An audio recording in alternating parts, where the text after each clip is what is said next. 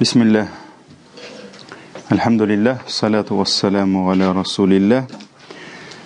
Selamu aleykum ve rahmetullahi ve berekatuh. Ahiret derslerini devam etemiz. Hem biz sizin bilen indi kıyametinin ahırına, kıyamet gününün akşamına dip etemiz indi. Yakın aydık. Hem uzgan derste Siyikli Peygamberimizin kulü, anın suluğu, buası turunda söyleştik. Hem kıyametinin ahırında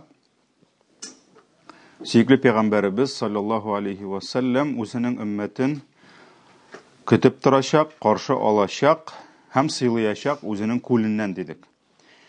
Bu Siyikli Peygamberimizin kulü, anın şıganağı cennetten dedik. Şolay bit, altın hem kümüş şu turbalardan ol ağıp çıkacak, hem ol big king, anın uzunluğu bile kingligi bir dedik. Şolay bit. Şama bilen indi 2000 yarım 3000 şakırım bula indi. Şuşu zorlukta onu көз алдына кетіріп болмай, ол деңгіз кебек бит енді 2000 километр шулай бит. Hem anın suyu qardan dip kele ağıraq, sütten ağıraq dip kele, şulay bit енді. Baldan tatlaraq dip kele, hem kim şuşu sudan bir tapqır içse, бүтән үз гомерендә нәрсә? Сусауның нәрсә икәнен белмәячәк. Bir qaşanda susamayacak. Hem kişilerge işir için anın yar boylap tizilip gitken bulacak.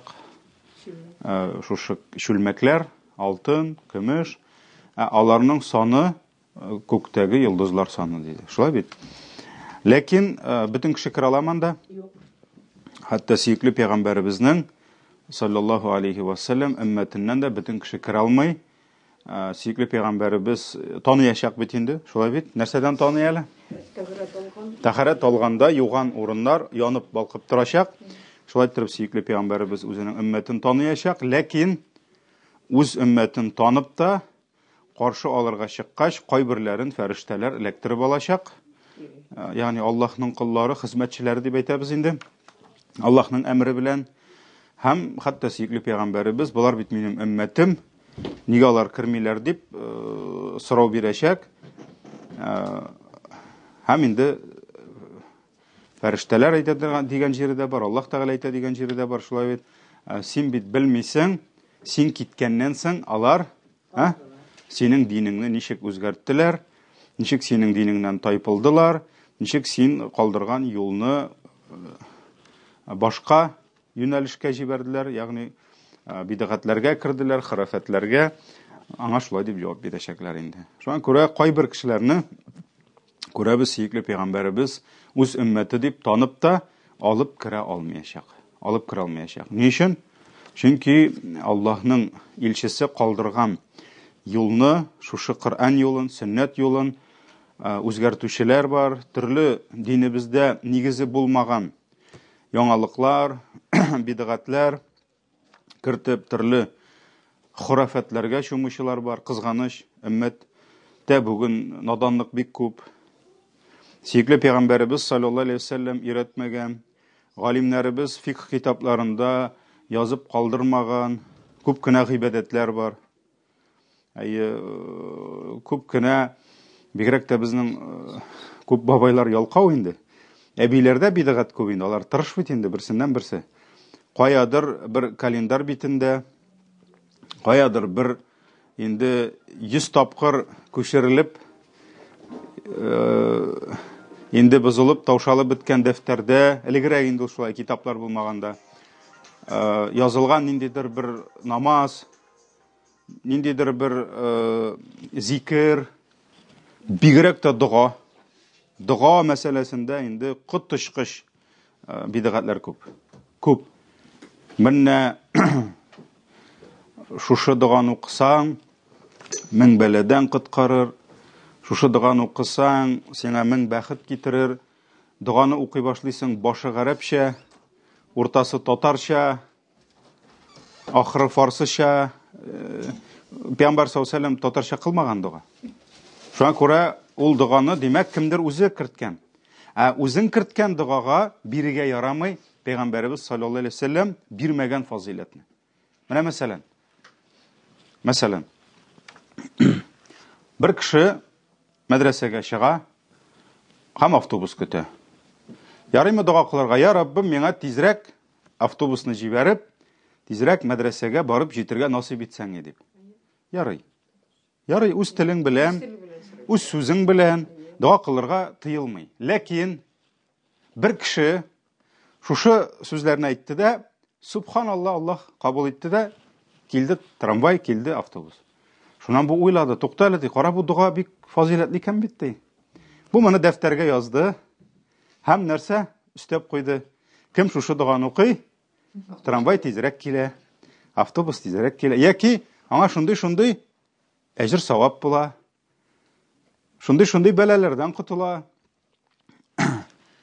Уже нәрсә китте? Бидгать. Шуңа күрә без бер генә бер дугага да, бер генә бер зикергә дә сөйкле пәйгамбәрбез вагъда итмәгән фазилат бирә алмыйбыз. Нәрсә ул фазилат? Үстенлек, достоинство.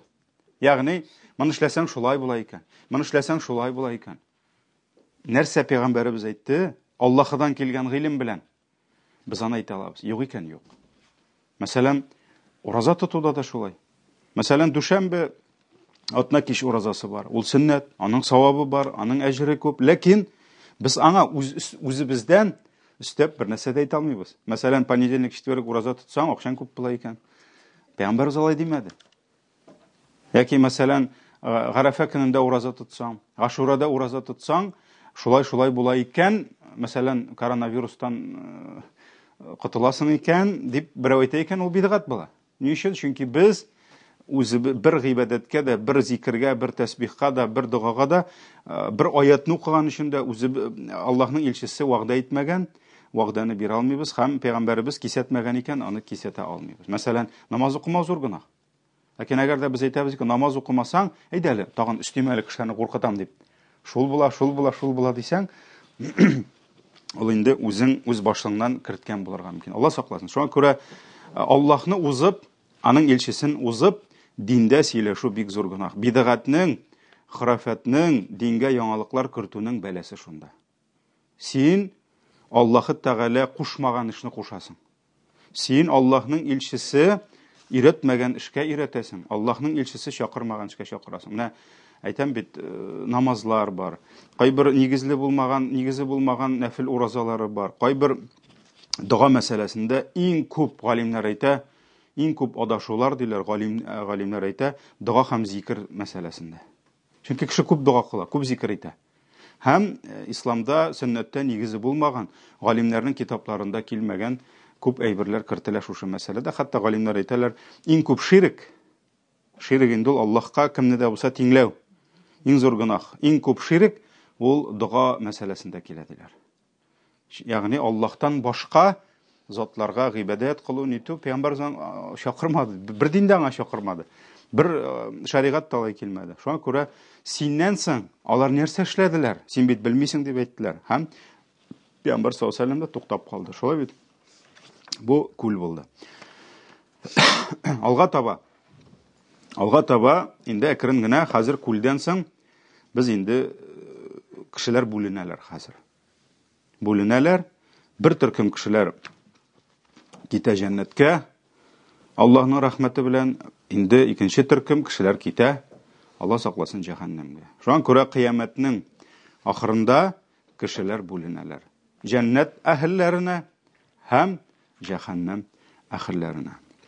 Һәм сөекле пәйгамбәрбез саллаллаһу алейһи ва сәлләм безгә үзенең хәдисләрендә хәбәр итте. Кыямәтнең ахырында, кыямәт көненең ахырында Аллаһы Тәгалә җыячак кешеләрне һәм кешеләр гыйбадәт кылган иләһләрне. Ягъни Аллаһның әмере белән кемнәр дөньяда нинди иләһләргә, ялган иләһләргә гыйбадәт кылган булсалар, Аллаһның әмере белән шул иләһләр аларның каршыларына чыгачак. Әгәр дә кешеләр дөньялыкта кояшка табынган булсалар, мәсәлән, тарихта, кешелек тарихында кояшка табынучылар бик күп булган. Ни өчен? Чөнки кояшта ул бит инде урысча әйткәндә источник жизни кебек бит инде, яктылык, җылылык, шулай бит инде. Кояшсыз булмый, әлбәттә кояшсыз булмый. Әмма ләкин кешеләр кояшта шушы көчне күргәннәр. Кояшны иләһ урынына күргәннәр. Хәтта Коръәндә дә беләбез, Сөләйман галәйһиссәламның Билқиска баргач, кошы Худхуд Билқис һәм патша бикәнең һәм аның кавымының кояшка табынуларын күреп, ул кайтып борчуын белдерә. Шулай бит инде. Шуңа күрә элек-электән кешеләр кояшка күп табынганнар. Ул ялган, батыл иләһ, әлбәттә. Әмма ләкин галимнәребез әйтә, Аллаһ Тәгалә ди, Аллаһны күреп буламы? Юк. Аллаһны күреп булмый, Аллаһны күз аллап булмый.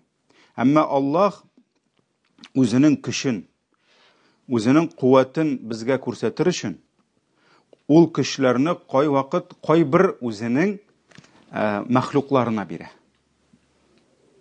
Ягъни Аллаһның көче аның мәхлугында шагыла. Сила и мощь Аллаха отражается в его творениях. Мәсәлән, сәләтле рәссам, картина язучы. Без аны белмибез. Ләкин хәзер ничә йөз еллар үтсә дә, без ул дөнья күләм танылган рәссамнарның нәрсә? Продукциясын күреп, бүген дә кешеләр таң калалар. Шулай бит инде.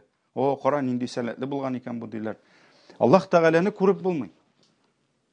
Ләйсә камислихи шәй. Аллаһның охшашы, мисалы юк. Ләкин Аллаһ үзенең көчен, үзенең куәтен, кудрәтен күрсәтә кайбер мәхлуклар аша.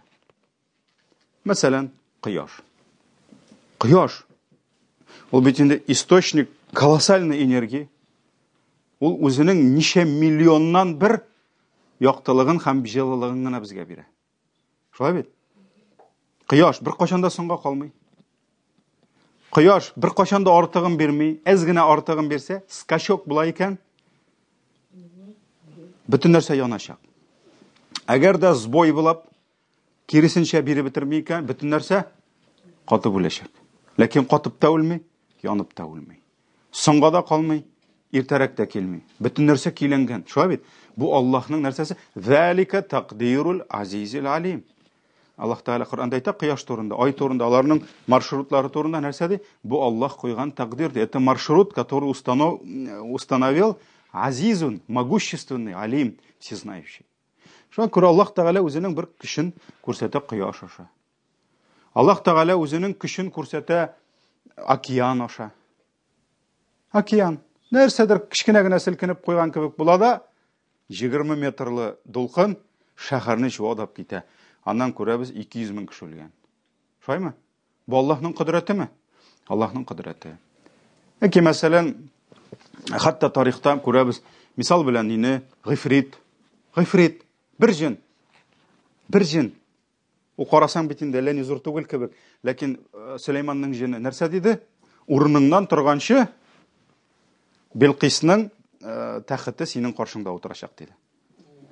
Ул бит инде бүгенге көндә, менә без бит инде бүген современный, бүген самолетлар бар, грузовой самолетлар бар, танкларны күчерәләр, башка грузларны күчерәләр. Бүген Билқисның тәхетен салырлык транспорт юк. Юк, чөнки Ибн Кәсир китерә бит аны, чип-чиста алтыннандай. Билқис ул Ибн Кәсир ләкин хәдисләрдән китермәй, элекеге тарихи китаплардан китерә. Аның бер ягы ничек дип килә? 80 терсәк, бер ягы 40 терсәкме дип килә. Терсәк, бер ягы 80 локтей, бер ягы 40 локтей дип килә. Хәтта 2 тапкыр кичерәк булса да, 10 метр киңлектә 20, булай бит килеп чыга примерно 20 метрлык шундый зур чип-чиста алтын. Аны кем күтәрә ала бүген? Нәрсә күтәрә ала? Нинди транспорт бар, шундай әйберне күтәрерлек, тиз генә китерлек. Гыйфрит әйтә, урыныңнан торганчы, әле бит Билқис аны чыгып киткәндә нишләтә? Җиргә колышкалар куйдыртып, огромный, шуны чылбырлар белән бәйләтә. Дворец эчендә бу. Бу тышта урамда тормый, көтеп кая мине бер самолет килеп алыр микән дип. Ул дворец эчендә, дворец бикләнгән. сарайның ягыннан бүтін яктан сакчылар тора. Ә гыйфриткә ул барыбер. Ул даже барып карамагандан.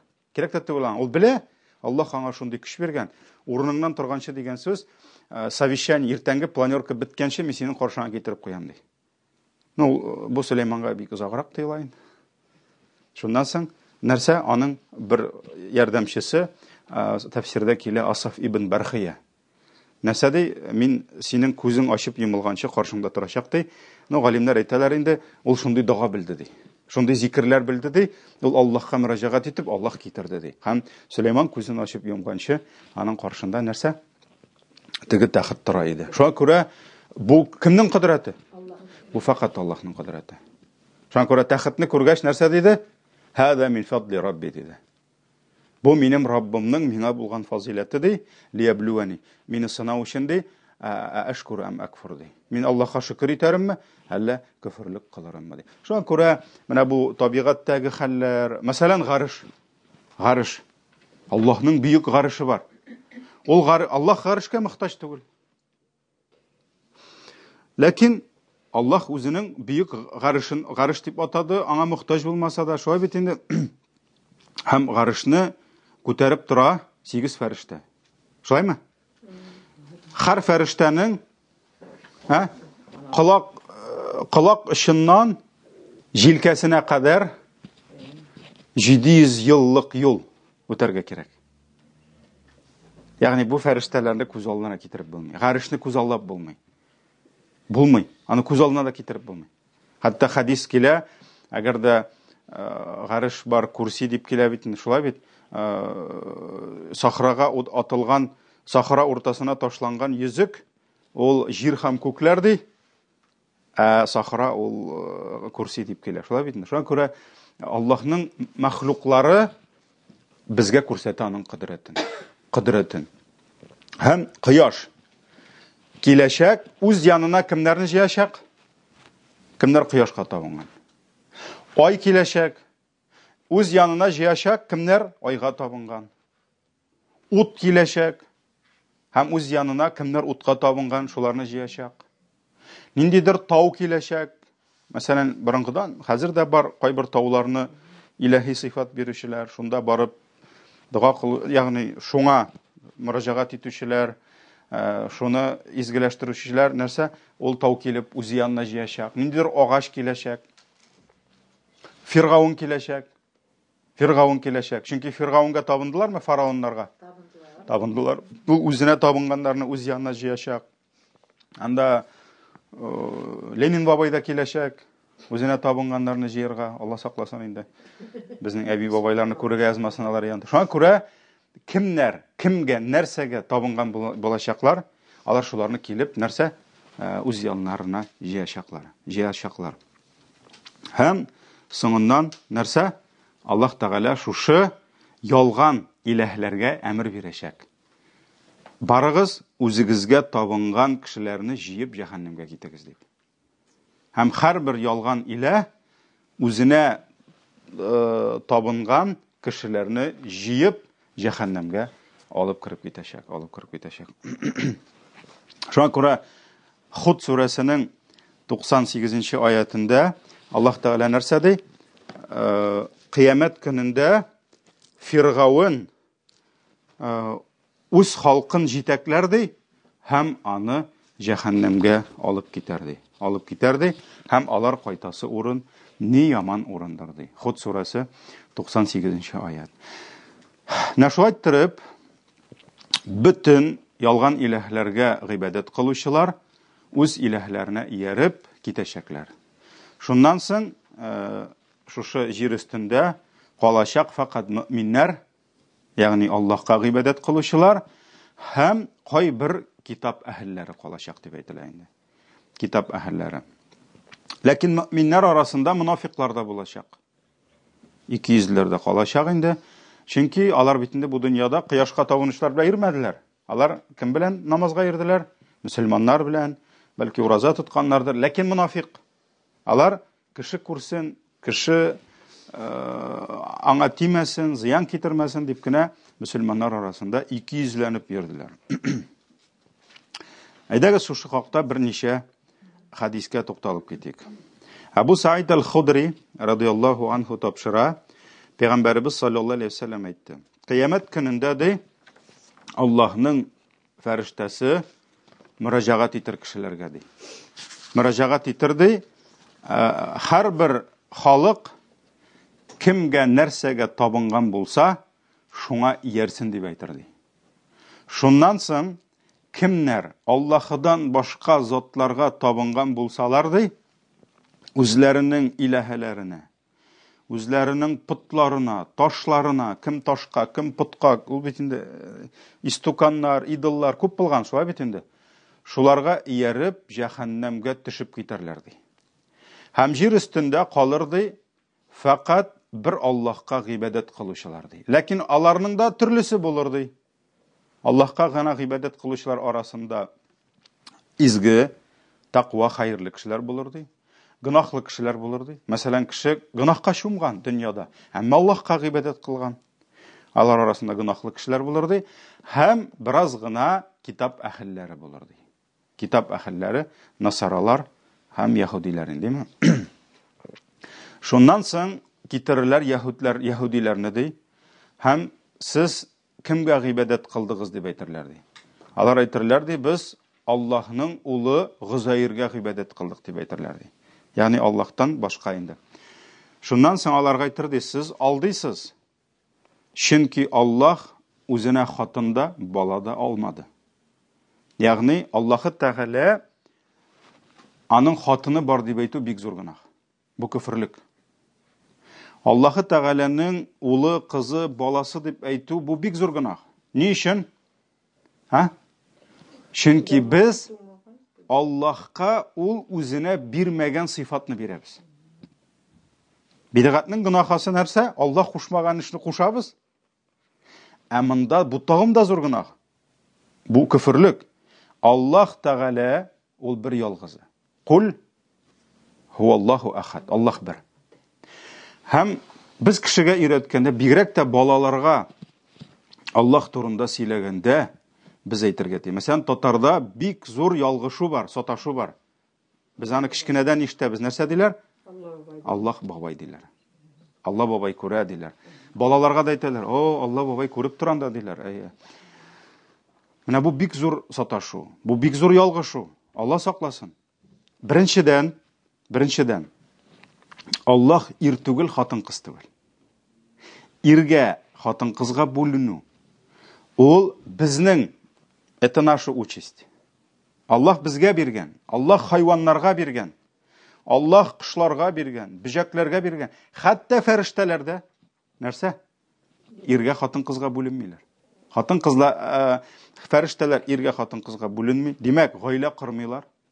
Бала тудыру дигән әйбер юк фәрештәләрдә. Шулаймы? Әмма ләкин ул бездә бар. Ул хайваннарда бар, ул кышларда бар, җиннәр дә бар. Җиннәр ирләргә, хатыннарга бүленә. Әмма ләкин әгәр без Аллаһның мәхлуклары ир һәм хатын-кызларга бүленәбез икән, бу бит безне юктан бар итүче Аллаһта иргә, хатын-кызга бүленә дигән сүз түгел. Шулаймы? Юк. Шуңа күрә Аллаһ ул ир түгел, ул хатын-кыз түгел. Ул бер генә. Ул бер генә. Һәм икенчедән бабай. Бабай, без бабайларны бик яратабыз, бик хөрмәт итәбез, ләкин бабай ул картайган дигән сүз. Ә картайган саен кешенең көче артмый. Шулаймы? Кешенең картайган саен хәтердә, гыйлеме дә артмый. Ул булган көчен нишләтә? Матурлыгын, әкрен генә югалта. Димәк, моңа күп калмаган бабайга. Шулаймы? Ә Аллаһ ас-самад, Аллаһ мәңге. Аллаһ вакытка буйсынмый. Шуңа күрә Аллаһ яшь дип әйтә алабызмы? Юк. Аллаһ карт дип әйтә алабызмы? Юк. Аллаһ мәңге. Шуңа күрә ул ир түгел, хатын-кыз түгел. Аллаһ мохтаҗ түгел. Аның әтиәнисе бармы? Ләм ялид ва ләм юлад. Ихлас сүрәсе. Бу фикерне тармар итә. Алла бабай дигән фикерне. Юкка чыгара Ихлас сүрәсе. Ләм ялид ва ләм юлад. Не родил и не был рожден. Шуңа күрә Аллаһның әтисе юк, әнисе юк. Әбисе юк, бабасы юк. Аллаһ бер генә. Аллаһка кадәр, әл-әүвәл вәл-ахир. Аллаһка кадәр бер кем булмады. Bir нәрсә булмады. Һәм Аллаһтан соң да бер кем юк, бер нәрсә юк. Шуңа күрә Аллаһ бер үзе, бер ялгыз. Аллаһ мохтаҗ түгел. Аның хатыны юк. Маттахада сахибатан ва аннаху таала жадду раббина. Jin surəsi. Jin surəsi. Ва аннаху таала жадду. Ул ди Аллаһның таала жадду раббина. Аллаһның бийеклеге ди, Раббыбызның бийеклеге ди.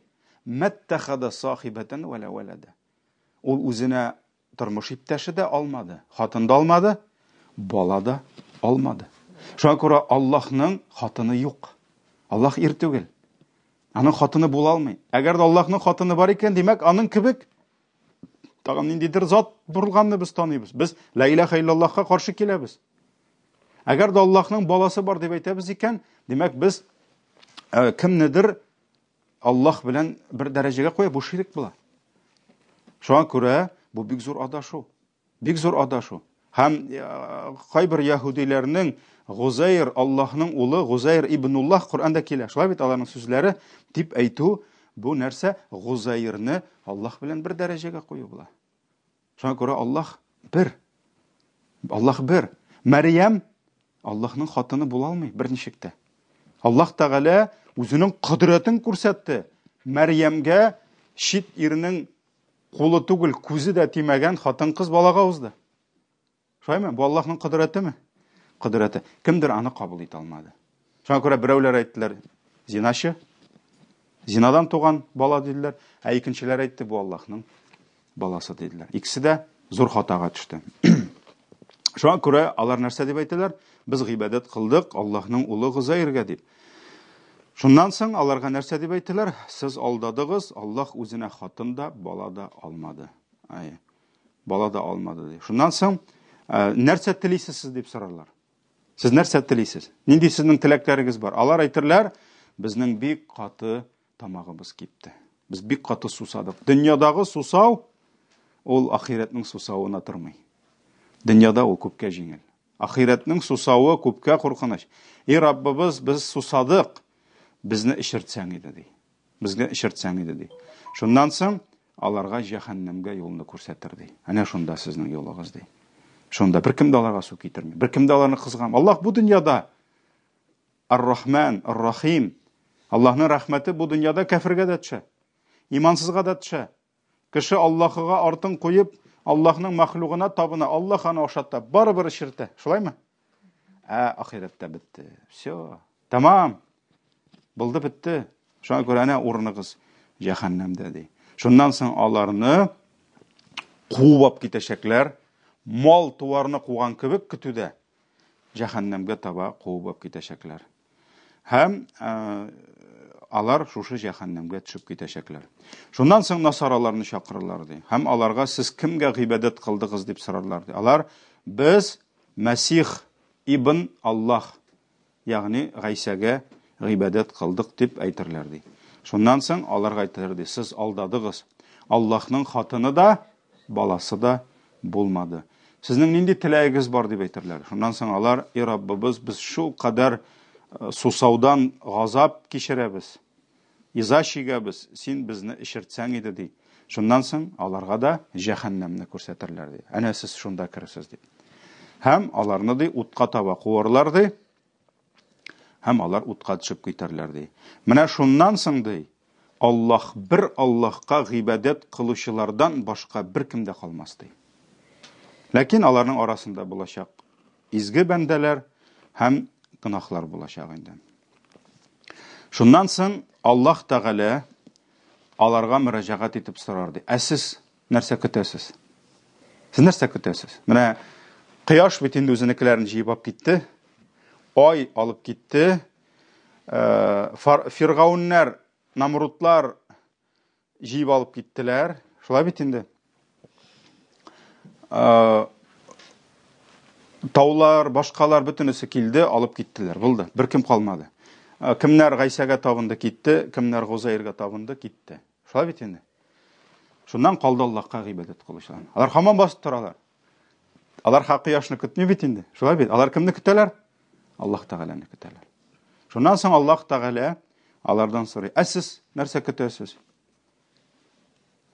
Кем кемгә гыйбадәт кылган булса, аларга бит кушылды шул гыйбадәт кылынган затлары белән китергә ди. Шуннан соң алар инде үзләренең Аллаһка гыйбадәт кылуларын әйтерләр. Шуннан соң Аллаһ Тәгалә әйтер: "Мин сезнең Раббыгыз" дип. Мин сезнең Раббыгыз дип.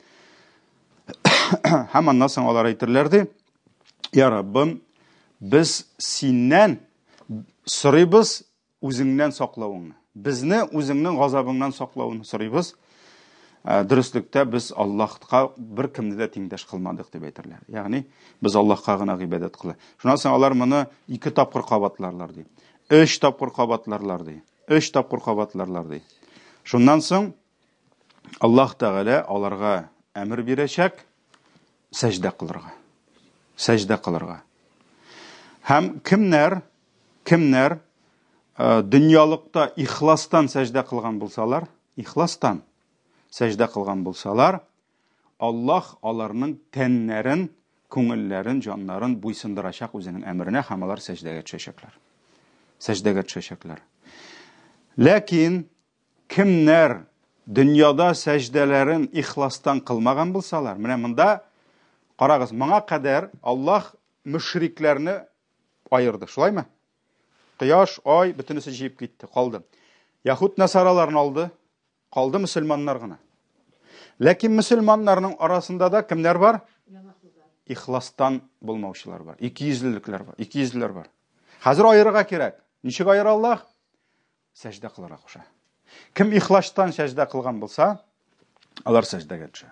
Әмма Пәйгамбәр саллаллаһу алейһи ва сәлләм әйтә: "Әгәр дә кеше дөньялыкта сәҗдәләрен кылган булса, ниндидер бәла казалардан котылу өчен, мәсәлән, мөселманнар арасында яшәгән, бүген мөселман булып кыланса, аңа күпкә яхшы. Бигрәк тә Пәйгамбәр саллаллаһу алейһи ва сәлләм Мәдинәгә килгәч, кашан мунафиклар барлыкка килде? Мәккәдә юк иде. Чөнки Мәккәдә Пәйгамбәрнең көче булмады. Мөселманнарның көче булмады. Анда мунафиклар юк иде. Мунафиклар барлыкка килде кашан? Мәдинәдә. Исламның көче арткач, сөекле Пәйгамбәребезнең көче арткач, һәм мөселманнар арасында булып, кайбер бәла казалардан котылу өчен кемдер йөрде ияреп. Шулай бит? Һәм кешеләр күрсен дип. Аларның умыртка сөякләре селкенмәячәк. Хәтта Коръәндә килә тәфсирдә нәрсә дип? Файудгауна иля суджуди фала ястатигун. Аларның ди, үгезнең мөгезе кебек булыр ди. Ягъни сәҗдәгә төшерүчен бит инде бөгелергә кирәк. Алар бөгелә алмаячаклар. Һәм нәрсә? Бүтән кешенең сәҗдә кыларсы килә хәзер. Җәннәткә кирергә кирәк. Шулай бит инде. Аллаһ сәҗдә кылыгыз ди. Ихлас мөселманнар кылалар, тегеләр нәрсә? Кылмакчы булалар, ләкин дөньялыкта ихласлык булмый. Булар мунафиклар.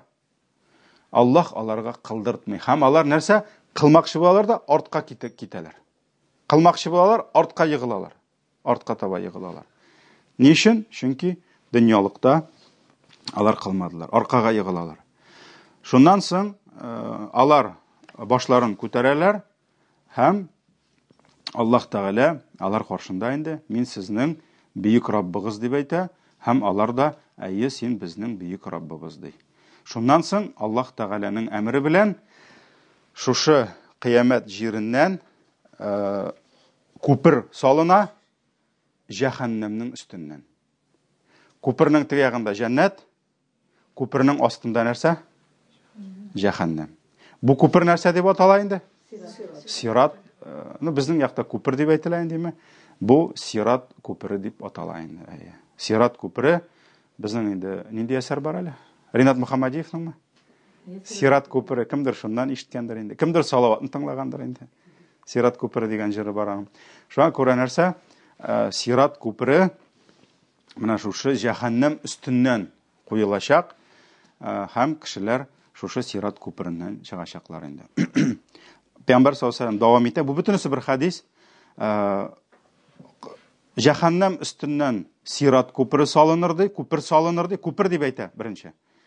Күпер дип әйтә һәм шәфагать кылырга рөхсәт ителер ди. Һәм шуннан соң инде кешеләр: "О, я Аллаһ, коткар безне, коткар" дип әйтер ди. Пәйгамбәр саллаллаһу алейһи ва сәлләм моны бит инде сахабаларга сөйли. Шуннан соң сахабалар әйтәләр: "Я Расулаллаһ, бу нинди күпер" дип сорыйлар. Нинди күперсең бу дип сорыйлар. Шуннан соң Пәйгамбәр саллаллаху алейхи ва сәллям әйтә, күпер бик шыма ди. Бик шыма ди. Хәтта икенче бер җирдә килә нәрсә? Ничек кылычтан үткән, шәштән дип тә килә бит инде. Кылдан нәзек. Пәйгамбәр саллаллаху алейхи ва сәллям әйтә, ул бик шыма ди. Һәм аның өстеннән ди төрле ниләр, ыргаклар ди. Чөнки ыргаклар алар өстен астан килә җәһәннәмнән. Ыргаклар чыга ди. Һәм сагдан агачының, сагдан үсемлегенең инәләре кебек инәләр чыгып тора ди. Булар инде нәрсәгә?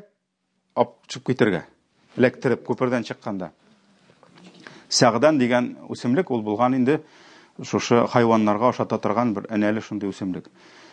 Шуннан соң Пәйгамбәр саллаллаху алейхи ва сәллям әйтә, мөэминнәр ди бу күперне үтәрләр ди.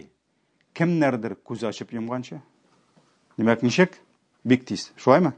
Аллаһ аларга җиңеллек бирә. Кемнәрдер яшен тизлегендә? Яшен тизлегендә. Кемнәрдер җил кебек ди? Җил исәме? Шулай гына. Кемнәрдер кошлар кебек ди, үсеп чыгарлар ди. Кемнәрдер шабышатлары кебек? Кемнәрдер дияләр кебек ди. Кемнәрдер дияләр кебек. Ягъни аның иманына, тақвалыгына, чөнки мөселманнар да төрлечә, шулаймы? Бөтенесе бер дәрәҗәдә түгел. Аның дәрәҗәсенә карап, Аллаһыга булган гыйбадәтенә, изгелегенә карап, кемдер күз ачып йомганчы, кемдер яшен тизлегендә, кемдер анда кошлар ишеп чыккан кебек, кемдер җил кебек, кемдер атка атланып шабып чыккан кебек, кемдер дияләр кебек. Әле кемдер шушып чыгачак, кемдер чыга алмаячак инде. Ансы алда хадисләрдә. Кайберәүләр аны имин рәвештә чыгырлар ди. Ягъни бернинди зыянсыз, бигрәк тә күз ачып йомганчы, шулай бит инде. Кайберләрен теге ыргаклар электреп алып, нәрсә? Аларның тәннәрен йыртып алырлар ди. Ягъни аягына эләкте мәсәлән, кулына эләкте, йыртып ала инде. Ләкин чыгып китмей.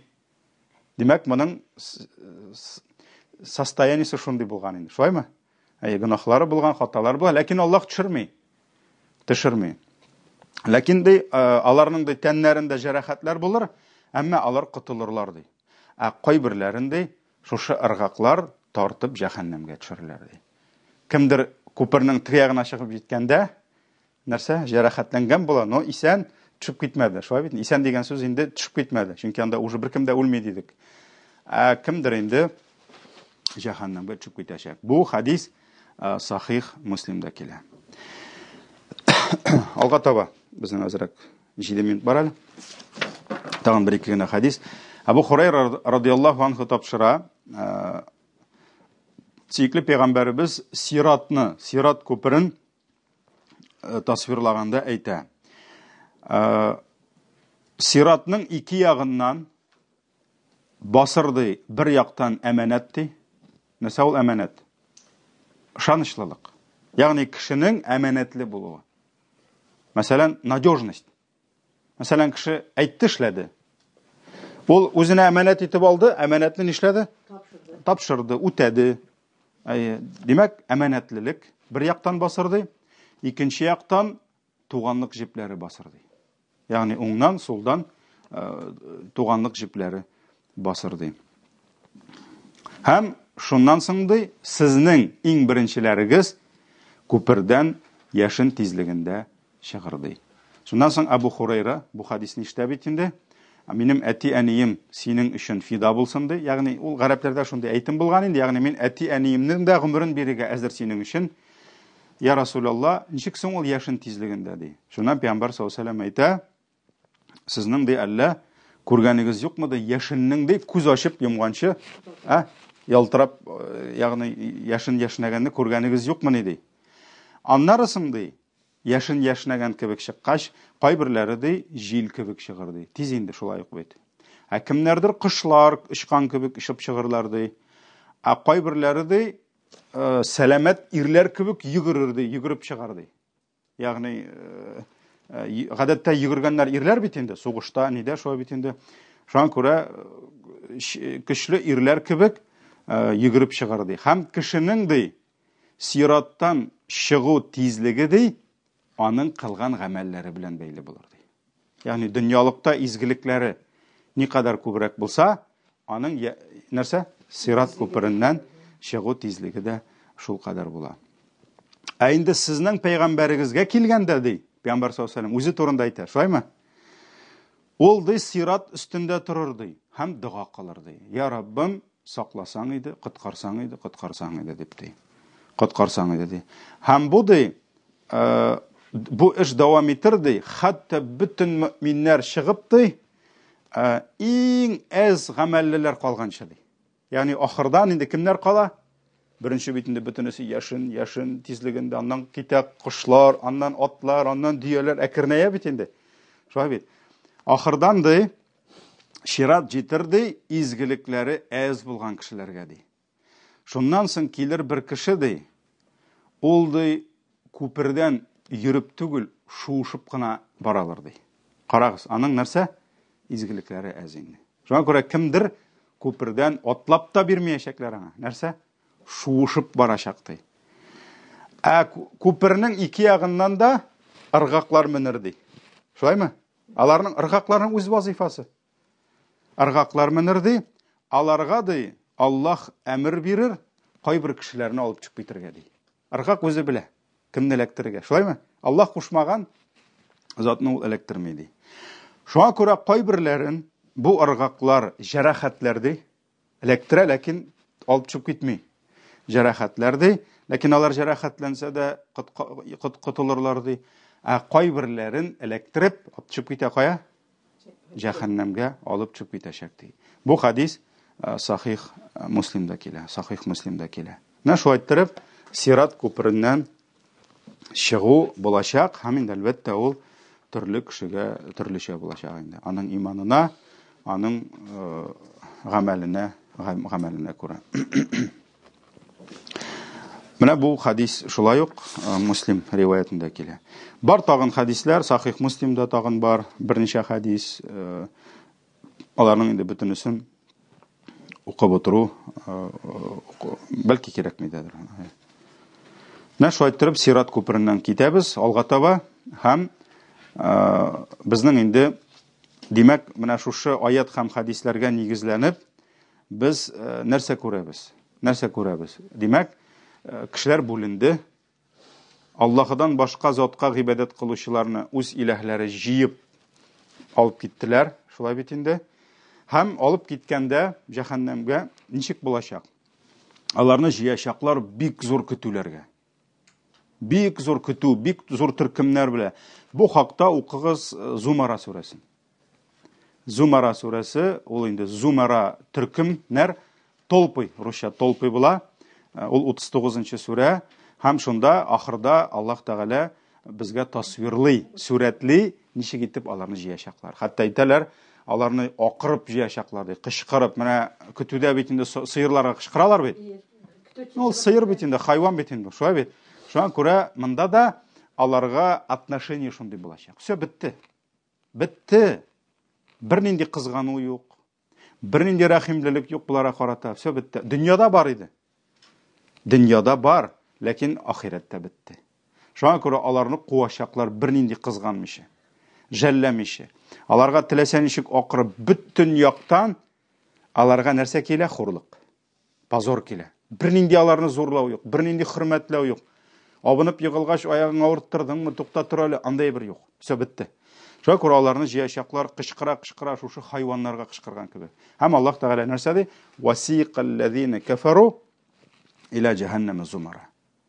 Kafirlarni ди кыямәт көнендә җәһәннәмгә таба ди төркем куачаклар ди. Әйдә киттек. Алар анда ишелеп җәһәннәмгә төшеп китәчәкләр инде. Бу шушы Зумара сүрәсендә. Һәм шулай ук Тур сүрәсендә Аллаһ Тәгалә 13-нче аятта нәрсә ди?